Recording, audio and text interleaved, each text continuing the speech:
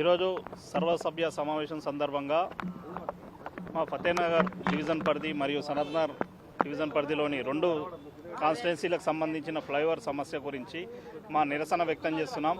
ఎందుకంటే గత మా బీఆర్ఎస్ ప్రభుత్వ హయాంలో కేటీఆర్ గారి ఆధ్వర్యంలో మంత్రి తలసాని శ్రీనివాస్ యాదవ్ గారు, అదేవిధంగా మా ఎమ్మెల్యే మాధవన్ కృష్ణారావు గారు ఈ ఆధ్వర్యంలో 2018లో ప్రారంభోత్సవం శంకుస్థాపన చేసుకున్న ఫ్లైఓవర్ పనులు ఇప్పటికి కూడా పనులు ప్రారంభానికి నోచుకోలేదు.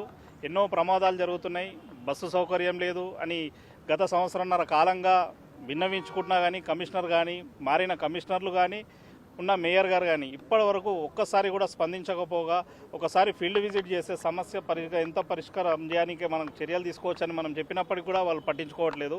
2018లో ప్రారంభించినప్పటి నుంచి రైల్వే మార్గం ఉన్నందున రైల్వే పర్మిషన్ల కోసం ఆర్యూబీకి మరియు ఆర్ఓబీకి రెండు పర్మిషన్ల కోసం 2.5 సంవత్సరాల కాలంలో టైం పట్టింది. దాని తర్వాత 2024లో ఫైనల్ అనుమతులు వచ్చాయి. వచ్చినప్పటి నుంచి ఈ రోజు వరకు పనులు ప్రారంభించలేరు. నిన్నటికి మొన్న గత వారంలో పొంగిపోయిన స్టెప్స్ల నుంచి ఒక వ్యక్తి దిగుతూ కాలు మరీ ఘోరంగా విరిగిపోవడం జరిగింది. ఆ సమస్య కోసం కమిషనర్ గారికి చెప్పాం, మేయర్ గారికి చెప్పినాం. ఆయనను స్పందించకపోగా ఒకసారి కూడా ఫీల్డ్ విజిట్ చేయలేదు. కాబట్టి తక్షణమే పనులు ప్రారంభమయ్యే చర్యలు తీసుకోవాలని, ఎందుకంటే ల్యాండ్ యాక్వేషన్ కోసం కూడా అవార్డు కూడా పాస్ చేయించడం జరిగింది. ల్యాండ్ యాక్వేషన్ కోసం వాళ్ళకి చెక్కులు డబ్బులు ఇచ్చేస్తే ఇమీడియట్లీ పనులు ప్రారంభించుకోవచ్చు.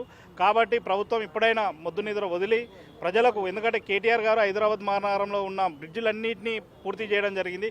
ఉంది అంటే ఒక ఫతేనగర్ ఫ్లైఓవర్ మాత్రమే. అది కూడా పూర్తి చేసి మీ కాలంలో, మీ టర్మ్లో పనులు ప్రారంభించి ప్రజలకు చేరువయ్యేలా, చరిత్రలో పేరు నిలిచేలా మీరు చర్యలు తీసుకోవాలని కాంగ్రెస్ ప్రభుత్వాన్ని కూడా కోరడం జరుగుతుంది. ఇదే విధంగా ముద్దు నిద్ర ప్రదర్శించినట్టయితే వేలాది మందితోటి ఫతేనగర్ దగ్గర కూడా, సనత్నగర్ దగ్గర కూడా గారి భారీ ఎత్తున నిరసనం వ్యక్తం చేస్తాం. నిరాహార దీక్షకు వెనుకాడడం కూడా అని తెలియజేసుకుంటున్నాను.